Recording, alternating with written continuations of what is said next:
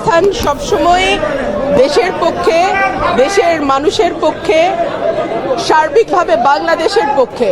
So আমার অবস্থান আগেও তাই ছিল, এখনো তাই থাকবে। এটা কার পক্ষে যাবে, কার বিপক্ষে যাবে সেটা আমি জানি না। আমি আমার দায়িত্ব এবং কর্তব্য যেটা, সেটাই আমি পালন করব।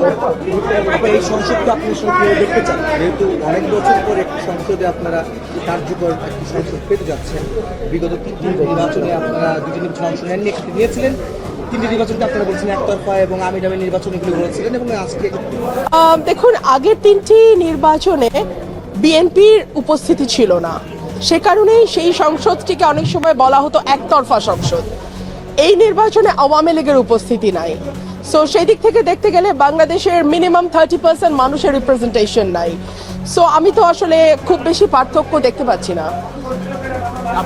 সংবিধান সংস্কার পার্থক্য দেখছেন নাকি? তারপরে তো আপনাদের যে দলে আপনি ছিলেন বিএনপি, সেই বিএনপি আপনার প্রায় 50% ভোট তারা পেয়েছে, 50% মানুষের তারা ম্যান্ডেট পেয়েছে। সেটাকে আপনি কিভাবে দেখেন? সেখানে কি আপনি বলতে পারেন এত বছর পরে, 20 বছর পরে আপনার সকল দল বা সে বিএনপি ক্ষমতায় যাচ্ছে, এসেছে ক্ষমতায়, সেটাকে আপনি বলবেন? নিশ্চয়ই বিজয়ী দলকে আমি সবসময় অভিনন্দন জানাই, কিন্তু সেই সঙ্গে এটাও ভুলে গেলে চলবে না যে আমাদের 30% মানুষের কোনো রিপ্রেজেন্টেশন, মিনিমাম 30% মানুষের রিপ্রেজেন্টেশন এই সংসদে থাকবে না। সেটাও আমাদের মাথায় রেখেই সংসদটাতে বসতে হবে, চলতে হবে। সেই রিপ্রেজেন্টেশনকে বিদায়ের উদ্যোগটা কিভাবে নেওয়া যেতে পারে? দেখুন, আমি এই মুহূর্তে তো দলের কার্যক্রম নিষিদ্ধ আওয়ামী লীগের, সো তাদেরটা কিভাবে ফিরিয়ে আনা যায় সেটা তো আর আমি এখন বলতে পারবো না। তাদের নির্বাচনে অংশ নেওয়ার সুযোগ যদি দেয়া হতো, তাহলে দেখা যেত মানুষের ভোটেই যদি তাদের প্রত্যাখ্যানের ব্যাপার থাকতো, মানুষ তার ভোটের মাধ্যমে জবাব দিত। মানুষের ব্যালটের প্রতি আমাদের আস্থা এত কম কেন? মানুষ তার জবাব সবসময় সঠিকভাবে দেয়। ধরুন আমার এলাকার কথাই ফর এক্সাম্পল, মানুষ কিন্তু ব্যালটে প্রার্থী বেছে নিয়েছে এবং এই সুযোগটা মানুষকে দেওয়া উচিত বলে আমি মনে করি। আপনাকে বিএনপিতে দিবেন? ফেরত যাওয়ার কোনো এখন পর্যন্ত না।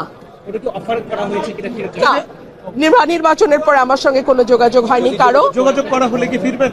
ঘরের মেয়ে? না না, ঘরের মেয়ে মানে কি? আমি ব্রাহ্মণবাড়িয়ার মেয়ে, আমি ব্রাহ্মণবাড়িয়ায় ছিলাম, আছে, ভবিষ্যতে ব্রাহ্মণবাড়িয়াতেই থাকবো। আর বিএনপির মেয়ে হিসেবে আপনি আমি বিএনপির মেয়ে বলে কিছু নাই। আপনারা কেন যদি সবকিছুর মধ্যে আবেগকে গুলিয়ে ফেলতে পছন্দ করেন? আমি একটা দলের সমর্থক ছিলাম এবং আমি দেশ এবং মানুষের পক্ষে কথা বলেছি সেই দলের হয়ে। তারপরে আমাদের মধ্যে মতের মিল হয়নি, আমি সরে গেছি। এখানে আসলে আবেগকে নিয়ে আসবার কিছু আছে বলে আমার মনে হয় না।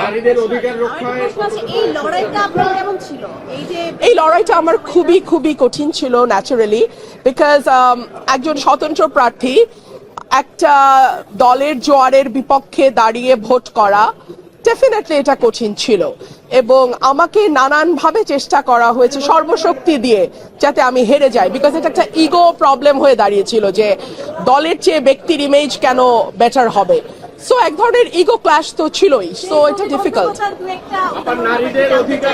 ওটা আপনারা দেখেছেন আপনারা তো দেখেছেন সবই। পার্লামেন্টে আপনার অবস্থান, বক্তব্য কিরকম ভাবে বিগত দিনে দেশের পক্ষে, মানুষের পক্ষে, সাধারণ মানুষের পক্ষে, এবং বিশেষ করে আমার নির্বাচনী এলাকা সরাইল, আশুগঞ্জ এবং বিজয়নগরের একাংশ অত্যন্ত অবহেলিত, পিছিয়ে পড়া এবং প্রান্তিক মানুষ সেখানে বাস করেন।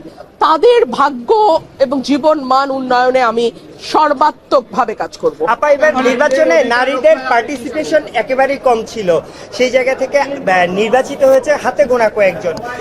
নারীদের নিয়ে আপনাদের ভূমিকাটা কেমন থাকবে, নারী অধিকার নিয়ে? এটা তো আপনাদের উচিত বড় বড় দলের বড় বড় নেতাদের প্রশ্ন করা যে ওনারা কেন 0%, 3% এরকম করে নমিনেশন দেন। এই প্রশ্নটা বরং তাদেরকে করেন। আপনার শপথ কি 2টা নিয়েছেন না একটা? শপথ একটা নিয়েছি।